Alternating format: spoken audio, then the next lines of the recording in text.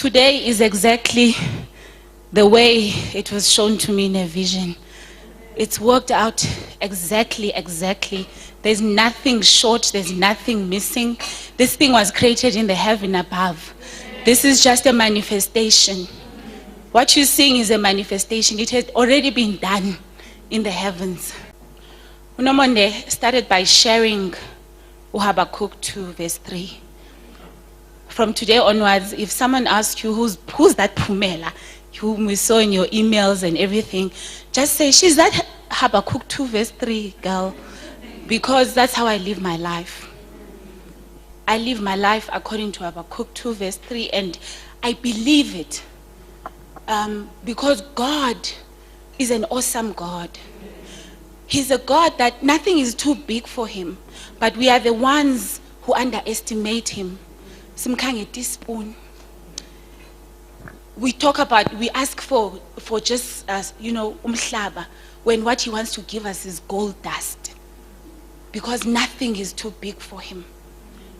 So today is happening because for every vision that I had, God has provided. And so today is about giving glory to God.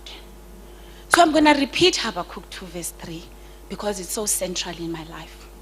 It says the vision is for a future time. It describes the end and it will be fulfilled. Amen. If it seems slow in coming, wait patiently, for it will surely take place. It will not be delayed. How did today's vision come about? October 23, 2010, as per my journal entry, I had to go back to it and said, where did this all start? I was attending the Woman Thou Art Lucid conference at the Potter's House in Texas, Dallas. Tell somebody next to you, she has been pregnant for 2 years.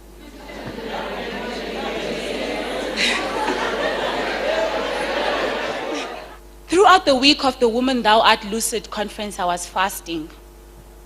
And then on one of the days, I was sitting in the hotel room, and then my pen just started flowing.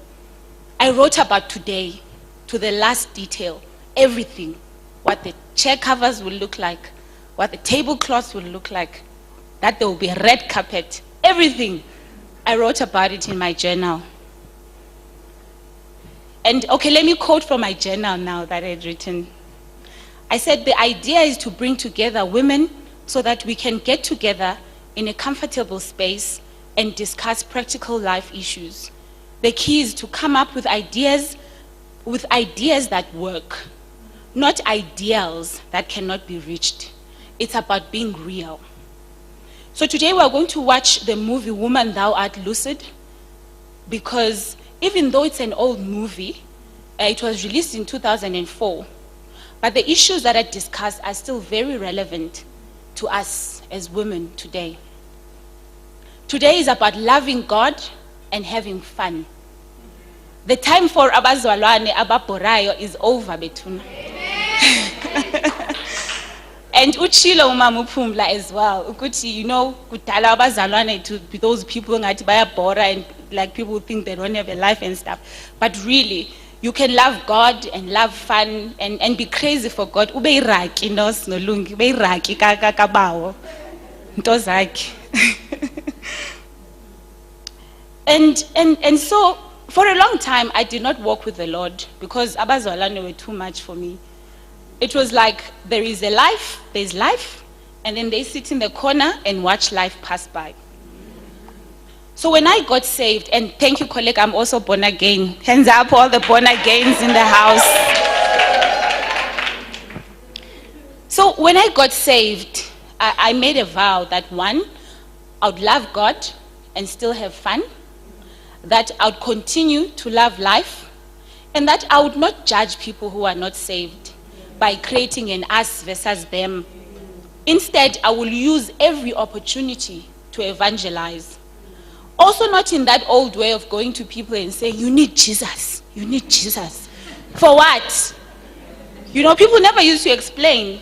They would just say you need Jesus and like be judgmental on you. So And I used to find it very condescending. So instead, I chose to share my life as a testimony of the real, tangible things that God has done to me.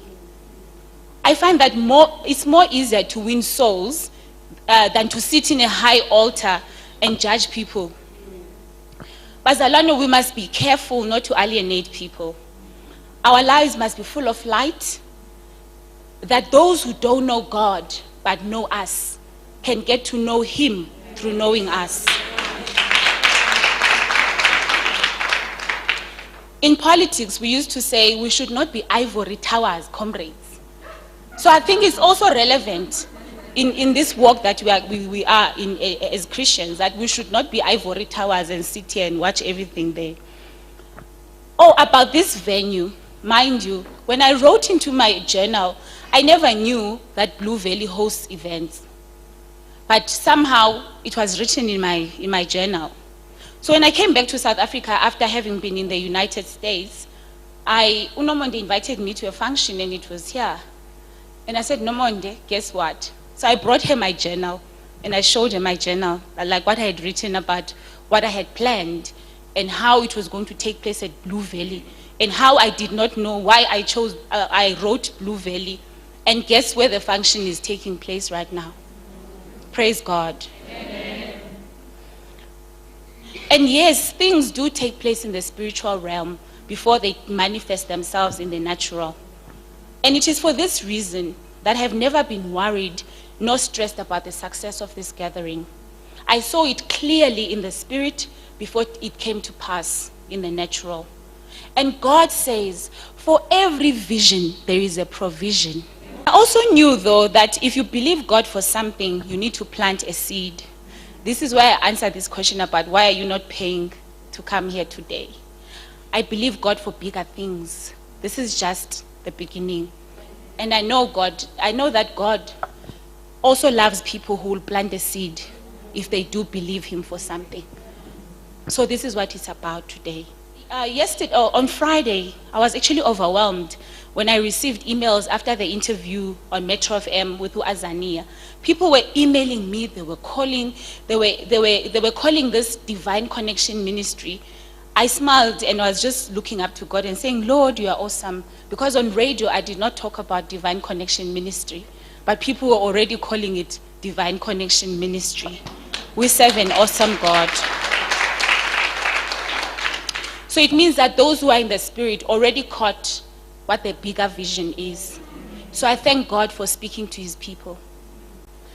Divine Connection series started in my house on Spring Day when the Lord whispered to me that I need to bring together a group of women. And I don't believe that all women hate each other or bayamonelana all the time. I believe that there's a point at which we all connect. So I asked each person that I knew to bring a friend that I did not know. There were about 30 women on that day, and it was such a fulfilling day. It started during the day and ended at night. I made umngqusho and beef stew, which I'm famous for, which is soul food. And on that day, we watched Dr. Sherry Gaither's DVD. It's there actually. And it was so powerful. The conversations we shared were so soulful. We were building each other. We were each sharing our own experiences. And what I liked was that nobody judged anybody on that day. So on that day, we learned about Iondi and Iondi ladies, that Uvali Ondi, those ladies who don't understand the language. Iondi is what Steve Harvey calls the cookie jar. And he himself says it must be closed. So we met before the book, Act Like a Lady and Think Like a Man, but we were already sharing these insights because their source is biblical. So to me, it sounded so far-fetched at the time, I must say. It seemed impossible because of the situation I was in at that time. But today, I am proud to be standing here to say, "Ionti yam ivaliwe."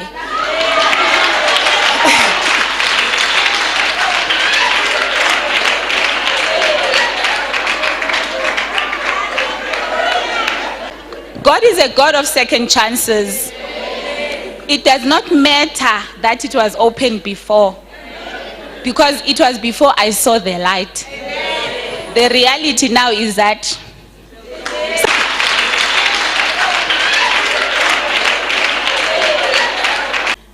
and so the name Divine Connection arises out of the belief that every encounter is a divine appointment.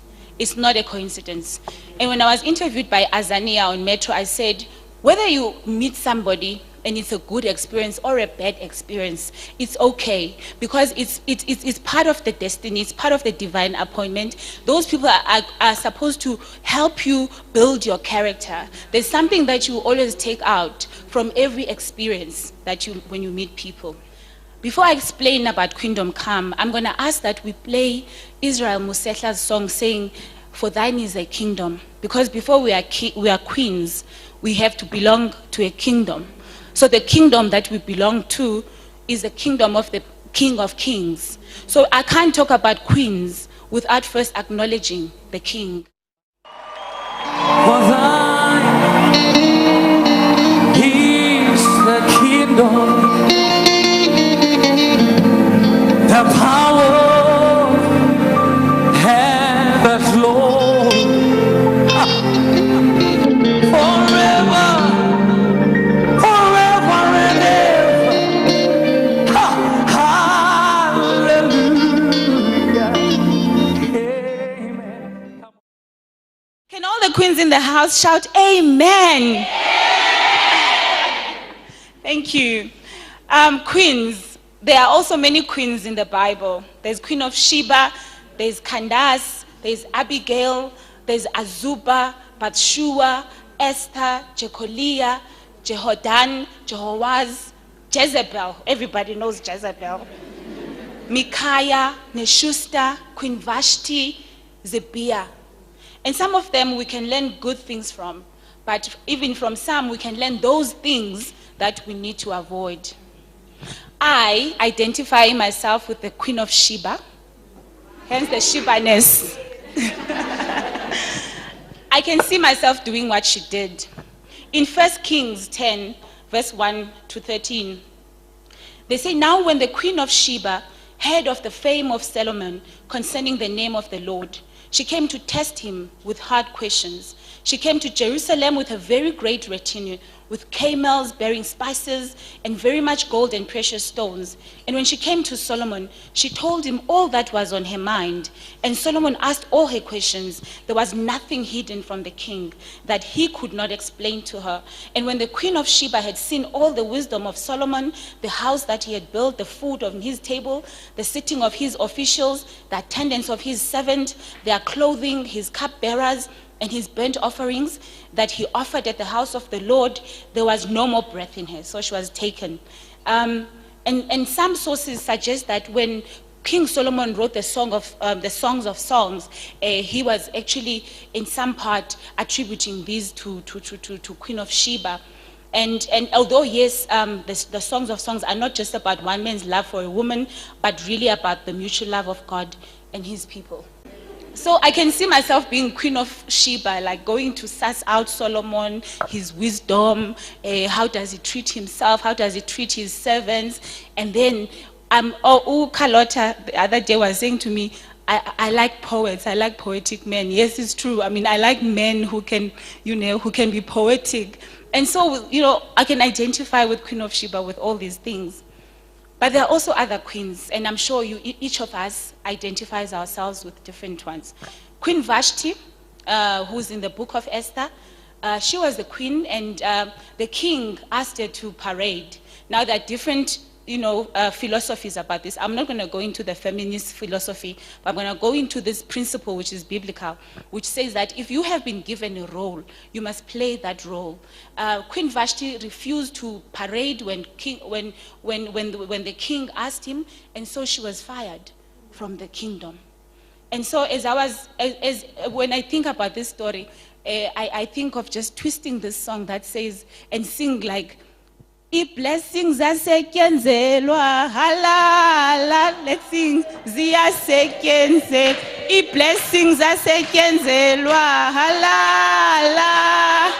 Ziyasetyenzelwa Ah, la, la. Ah, la, la. Ah, la, la. Ah, la, la. So Queen Vashti didn't work for her blessing, so she was fired. Then comes in Esther. Queen Esther was a kind of queen who had a love for her people.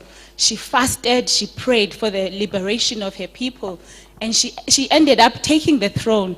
So Bazalwane, we must be careful. We have to work for our blessings.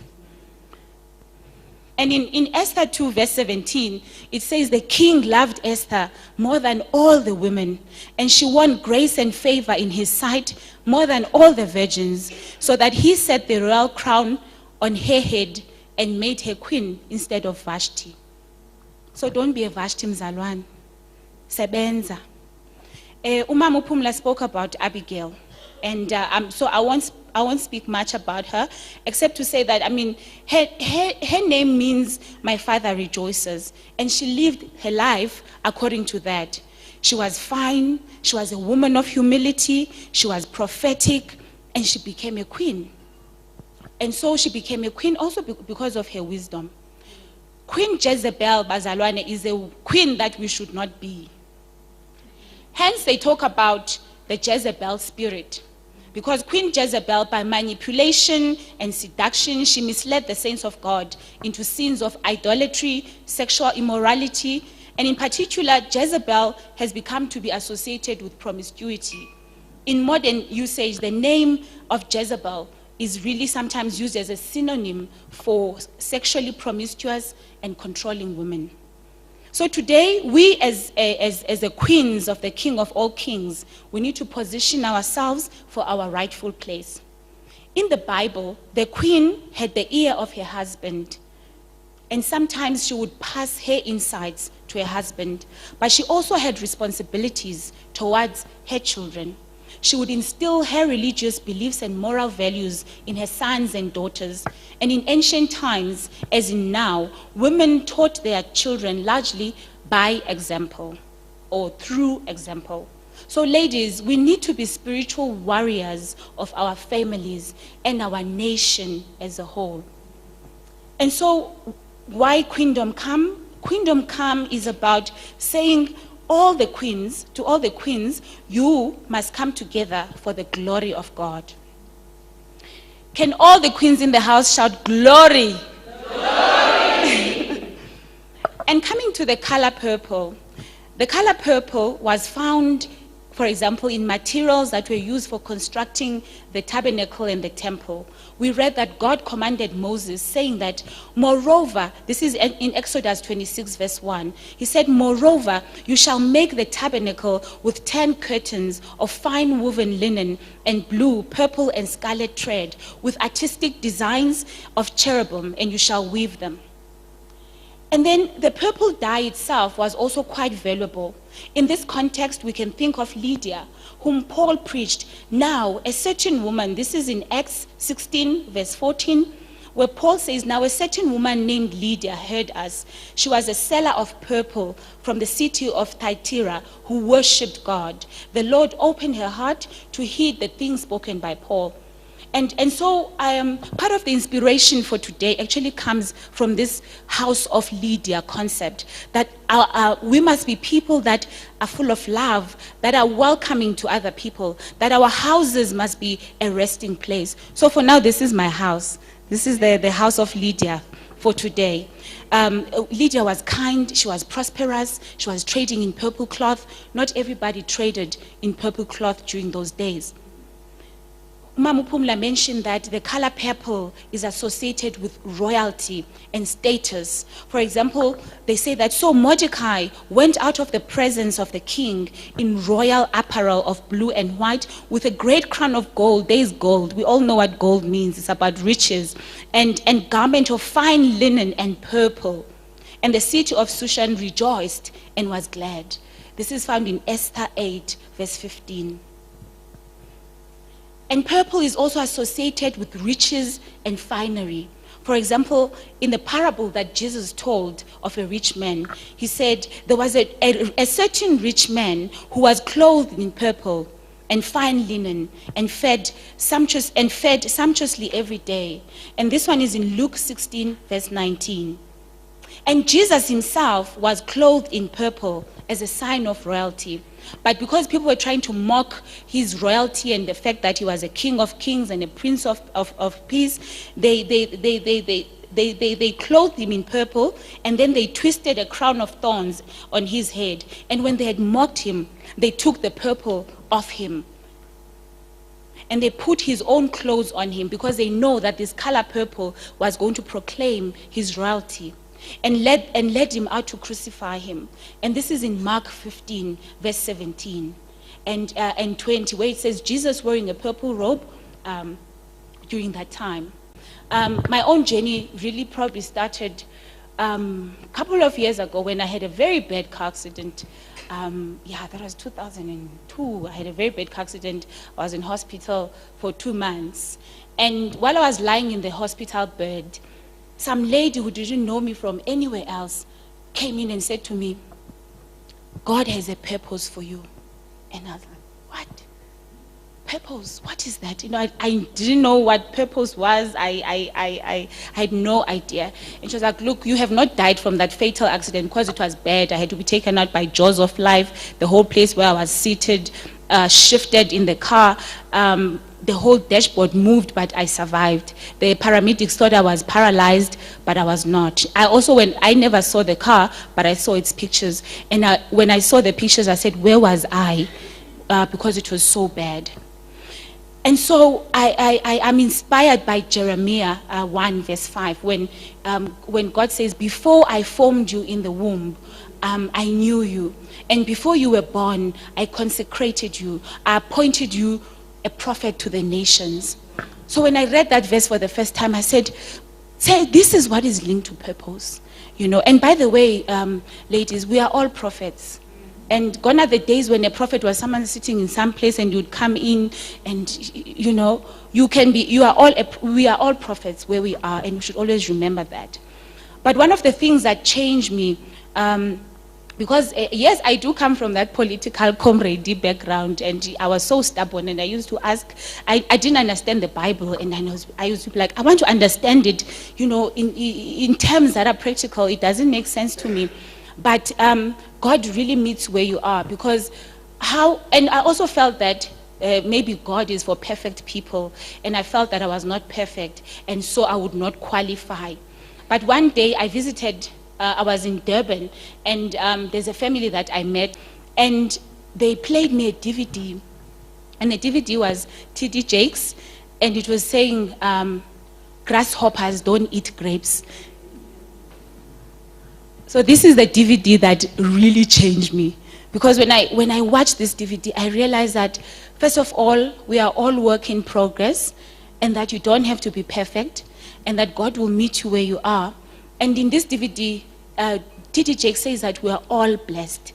But what we do, we either move towards our blessings or away from our blessings. So that's a principle. And so from that day, I decided that I'm going to be blessed, and I'm going to move towards all my blessings. And I did. I have been very blessed. I am so thankful to God. But one pact that I made with God, as Nomonde said, was that, Lord, I will be blessed to be a blessing. Every time I'm blessed, I'll bless others. I will work for you, Lord. No child of yours shall suffer on this earth while I'm alive. And part of this is me not living the legacy as in L-E-A-V-I-N-G, but living the legacy as in L-I-V-I-N-G. I want there to be a difference between the time Pumela was born and the time Pumela goes to meet the Father. And I've had dreams of meeting the Father, but that's a story for another day, where I've been brought back to earth and been given specific instructions of what I should do. But again, like I said, that's a story for another day. And some of the books that I read in this journey was Communion with God. And what I learned from that book was, we all have gifts, we all have talents, and one of the ways of praising God is through using the gifts that you have. And some of you may think that gifts need to be big things, but it can be a gift that you just speak positive to the person next to you. Or if you're a cook. If anything that you're good at, it doesn't have to be something that is really out of this world, but let us just use our gifts. And like I was saying, that God's really meet you where you are. I used to be an R. Kelly diehard. I know the whole track, 12 Play. And I'm sure, I mean, that R. Kelly is like so off this world. It's not funny. He says, you remind me of my Jeep, I want to ride you. You remind me of my bank account, I want to spend you. And I used to even change the songs into Xhosa. There's this one that says, my mind is telling me no, but my body is telling me yes. Do you know what I used to say? I used to sing and I'd be like, ingqondo yami ithi hayi, kodwa umzimba uthi ewe. So I learned bazalwane ukuthi we must be careful of what our children listen to. I was young, I was in boarding school, Model C. And that's what I was singing to in the basement, with finesse, So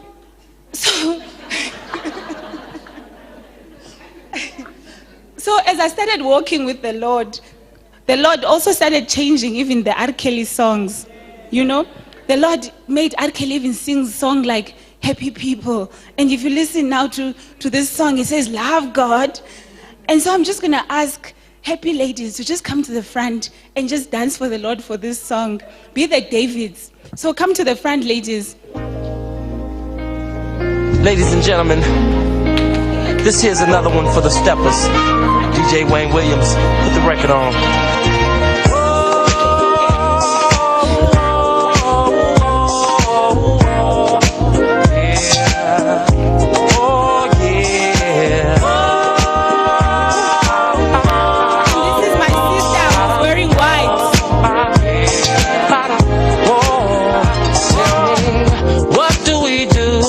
When the DJ's playing our favorite groove, we stand to win the whole night through.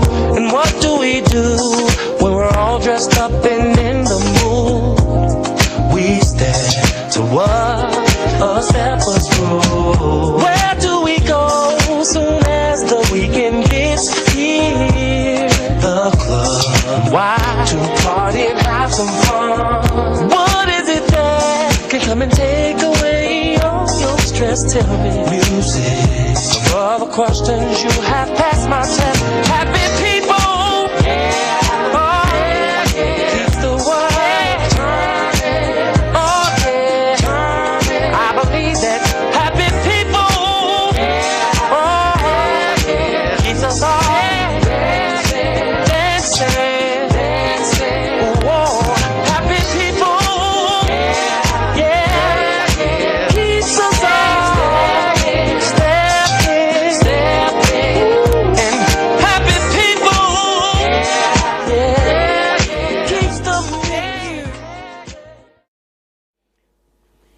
And I was still talking about my journey. And one of the books that I read again was a book called The Road Less Traveled. And this book showed me, it actually talks about the fact that a lot of people who end up in psychiatric hospitals is because they don't know God. And this book disputes the notion that that science and religion don't mix. This book talks about the fact that you need both. You need the science, you need the doctors, you need the philosophy, but you also need spirituality. So I'm going to bless someone with the book.